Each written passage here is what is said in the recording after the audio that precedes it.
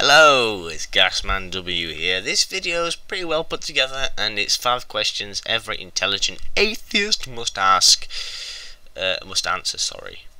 And let's begin. I have only 10 minutes to do it in, and here's where a YouTube partnership would be very useful. Just a subtle hint there. Here are 5 questions that you must answer well, and it must make sense in an intuitive way, not colliding with reality as we see it. Now you see, that is your first fallacy. Reality is counterintuitive, not conflicting with reality as we see it. I mean, we see things solid, that they're not. They're made up of tiny, tiny little atoms, and the spaces between those atoms are vast. I mean, if I was a nucleus, my electrons would be literally miles away from me, orbiting me miles away from me.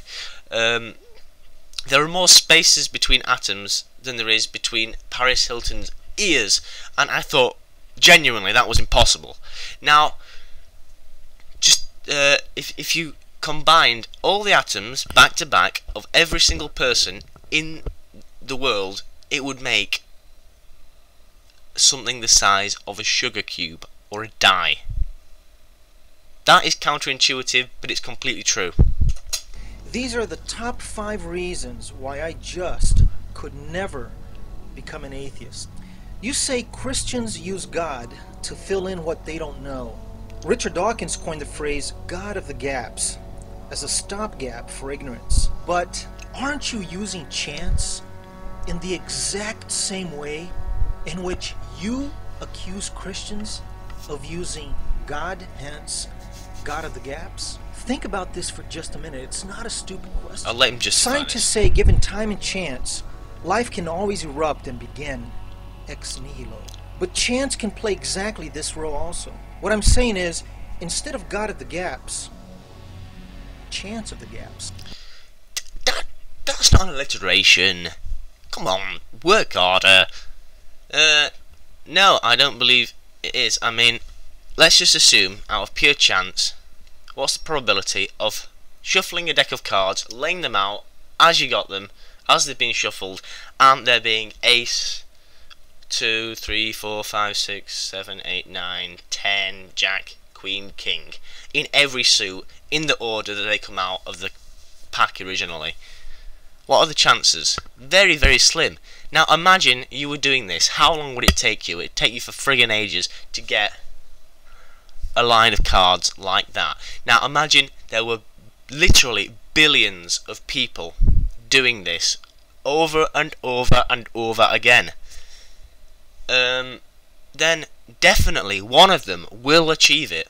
Now, Earth is that person who achieved the straight line of cards. All the other planets with no life on them are just the ones that didn't get shuffled right. That's what they mean by chance and random chance. It was random that those cards came out in that fashion, but it's true and it happens.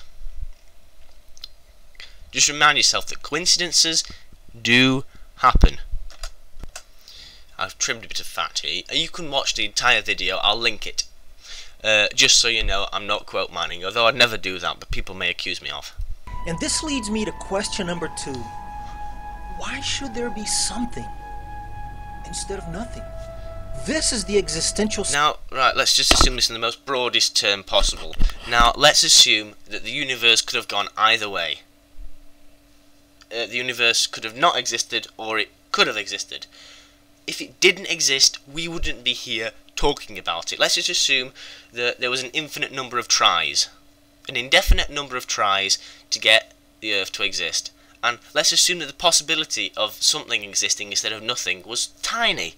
If you gave it enough tries, you'd get it, and then the universe does exist, and then you're there talking about it. Why does it exist?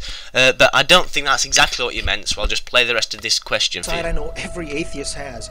You must ask yourself this all the time, but you have to be able to answer Not really. How you, as just a rational animal with no higher purpose in life, is here rather than not. This kind of reminds me of when Descartes went into Starbucks. Fucking joke. Carl Sagan said, "The cosmos is all there is, all there was, and all there ever will be. Atheists say that all Well, this that's has not just strictly existed speaking for true. no reason. Think about string But theory. every intelligent person M knows theory. that this world came into existence at some point in time. So follow me for a second. If Edwin Hubble was right, and the universe is indeed expanding, then it follows that it had a beginning. Why should it have? Also, the world seems to have been fixed somehow to make life possible. Ah!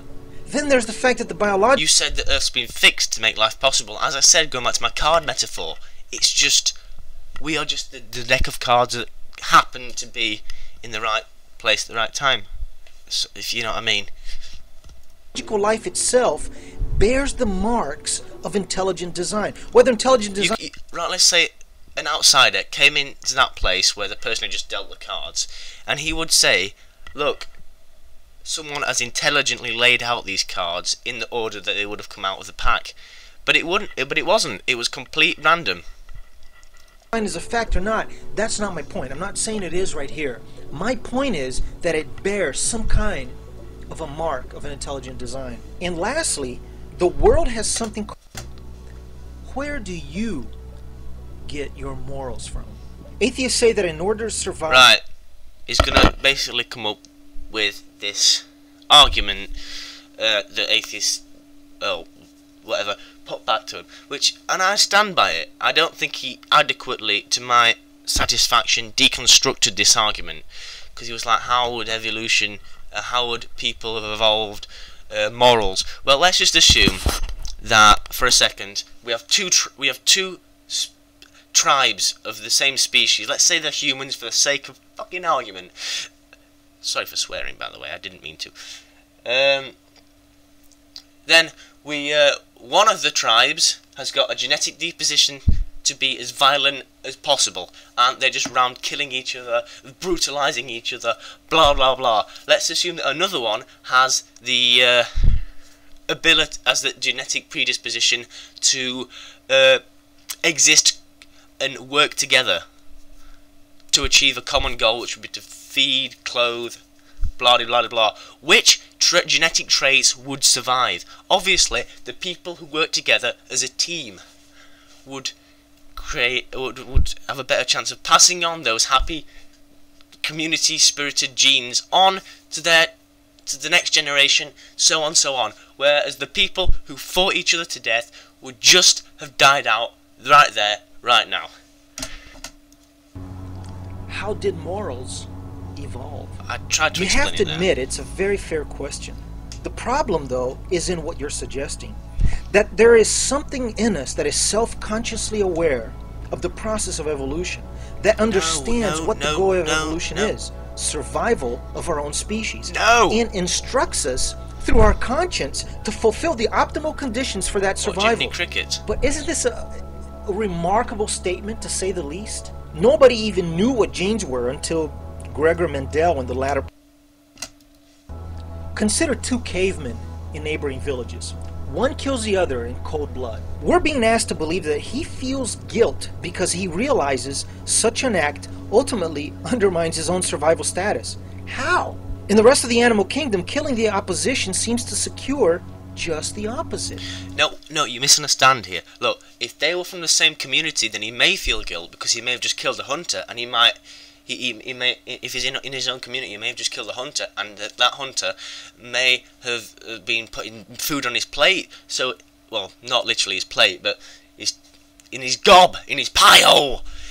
So, yeah, but if it was from an opposite, if it was from a different community, a different set of cavemen, a different group of cavemen, then yeah, they may have fought each other for resources and survival. Question number 5.